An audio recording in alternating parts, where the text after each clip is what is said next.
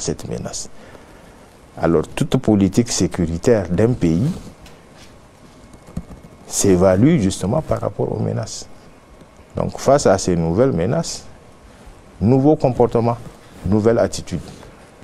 Nous allons renforcer justement ces domaines de la police, de la garde, de la gendarmerie pour pouvoir faire face.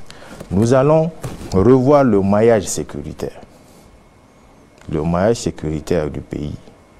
Nos implantations de nos unités. Un peu sur l'espace. C'est par la création des commissariats, là où il n'y en avait pas. Par la création des escadrons polyvalents de la garde nationale, là où il n'y en a pas.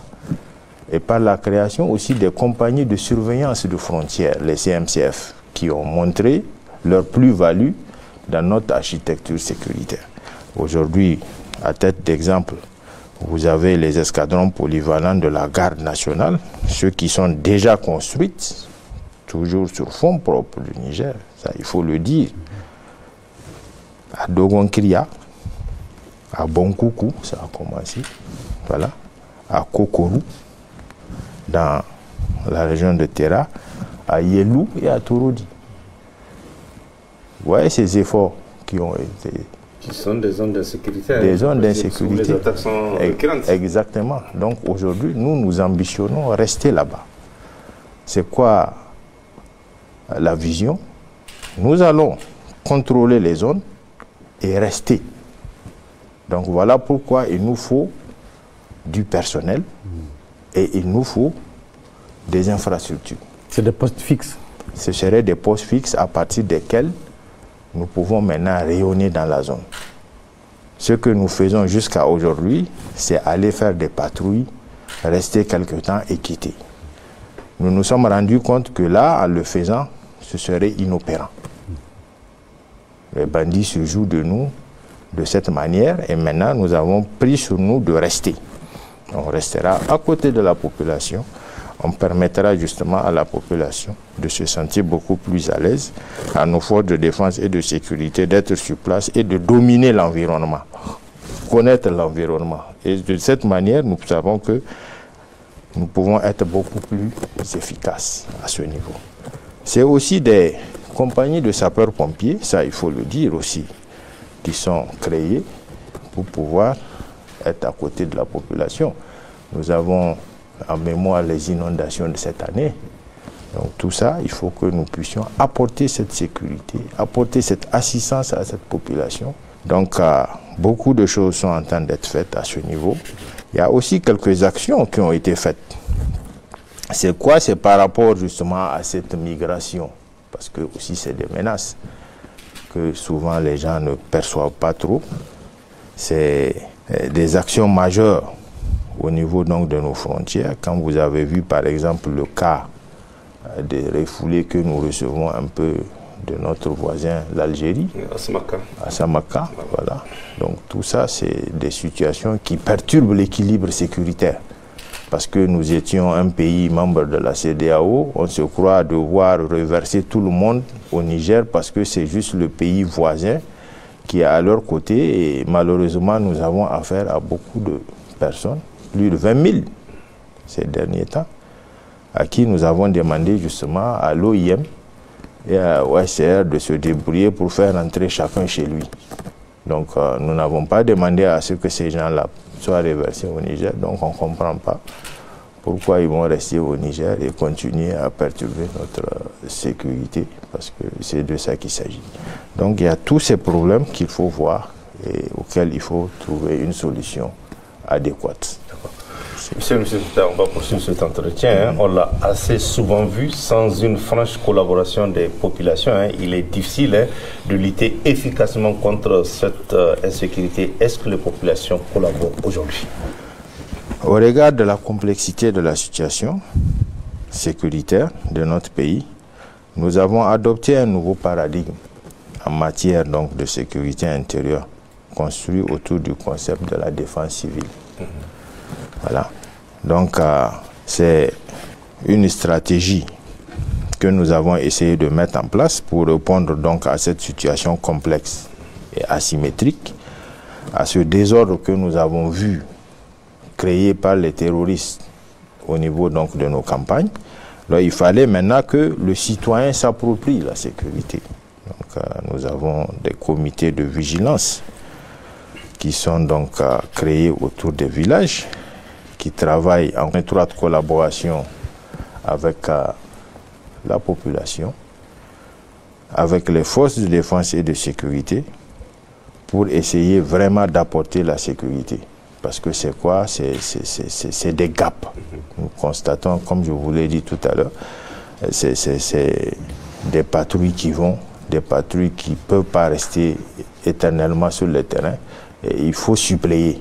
Donc il faut qu'on trouve justement ce mécanisme-là pour pouvoir rester assez longtemps et pouvoir aussi être alerté à temps utile, parce que c'est de ça qu'il s'agit.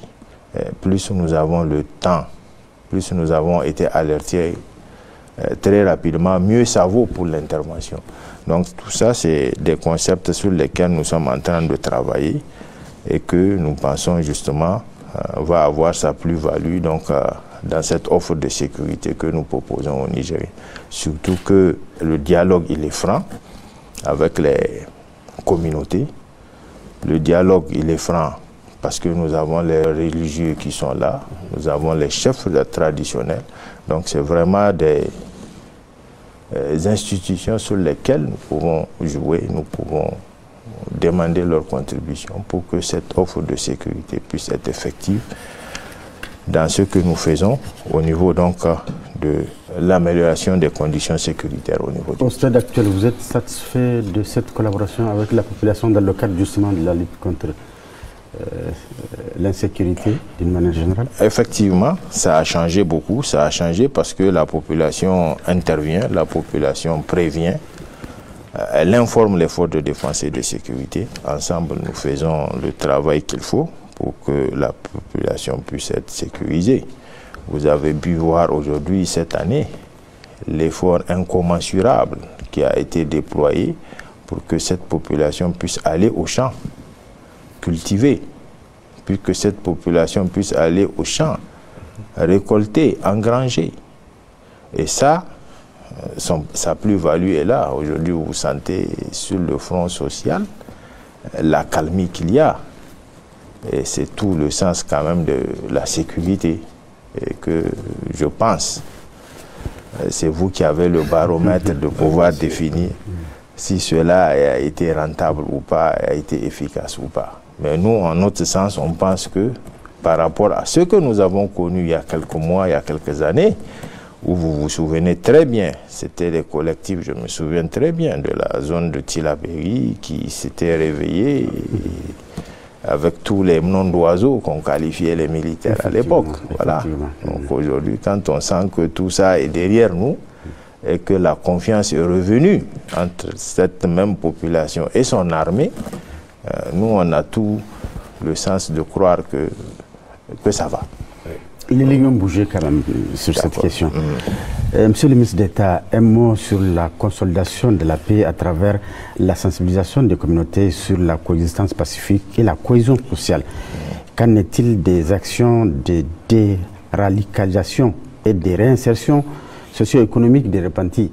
Et on a vu au niveau de Goudmaria, effectivement, des repentis qui ont été présentés à l'antenne. Qu'en est-il de leur réinsertion socio-économique? Merci, merci. Donc, vous savez que la consolidation de la paix passe nécessairement par la cohésion sociale, mais aussi une coexistence pacifique entre les différentes communautés.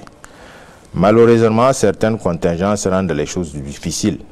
Les velléités d'infiltration et de désunion sont les braises sur lesquelles les obscurantistes sont en train de souffler pour désunir, pour opposer les gens. Donc nous avons entrepris plusieurs actions. Donc c'est le comité au niveau de nos actions, au niveau local, pour des actions de sensibilisation.